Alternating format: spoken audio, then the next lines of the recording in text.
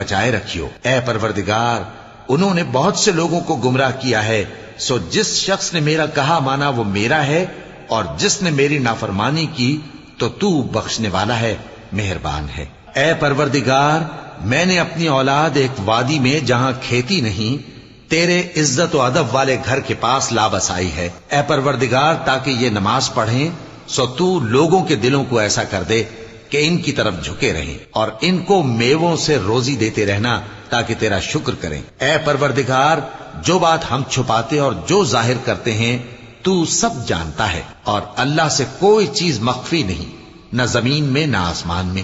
اللہ کا شکر ہے جس نے مجھ کو بڑی عمر میں اسماعیل اور اسحاق بخشے۔ بے شک میرا پروردگار دعا سننے والا ہے۔